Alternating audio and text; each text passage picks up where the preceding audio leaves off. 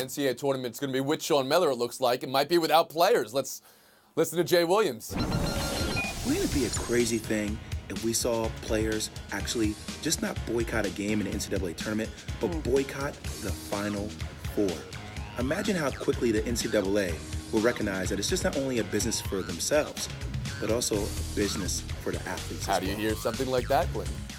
I hear a guy who, although I agree with him fundamentally, doesn't seem to understand how employment versus athletic situations work. You can't just equate NBA contracts to NCAA scholarships. Number one, those are year to year. They can get cut at any time. And number two, the money is not in hand. Therefore, the inherent process of protesting doesn't make sense because what you're giving up is something that you can never get back. It is not a renewable source like the cash that comes with revenue dollars from the NBA. I agree with him in theory, but Jay, come on, they don't have any cash. That's why they can't protest. Frank Isola. Yeah, and Jay was a brilliant college player, and he played at one of the most high-profile programs at Duke. I don't remember him boycotting anything. He was playing in NCAA tournaments and in Final Fours. Can you imagine a team like Gonzaga that for all these years always got knocked out? They finally made the Final Four, and you have players on the team that said, no, let's boycott now. For a lot of the players, in fact, probably 95% of these players, that's going to be the basketball highlight of their career, going to a Final Four. I don't think they would ever do something like that. Ramona Shelburne.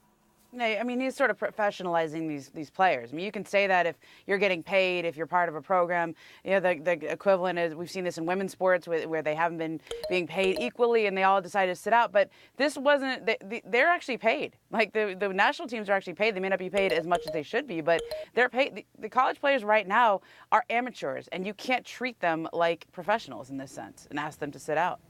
Bill Plaschke. Yeah, I couldn't disagree more with this. Again, like Frank said, most of the players aren't going to be going pro. They call it one shining moment for a reason. There's not two shining moments. These guys got one chance. A lot of these players have one chance at this the highlight of their life. And to boycott this for the very 2 or 3% that are going to go on and make money, no. I mean, a lot of these players don't deserve to be paid anyway. So no, it's absurd. They got to play. It's March Madness. We'll get them one shining moment. On the odds maker, 0 to 100% chance that any player makes any type of stand at this NCAA tournament. Frank Isola, I think you're at 0? Never going to happen. It just Clinton won't. Yates, Think 0? about what it would mean for the coaches and the players if they did something like that. Absolute 0. Bill Plaschke, 0? Absolute 0. All right, I think we've explored this enough.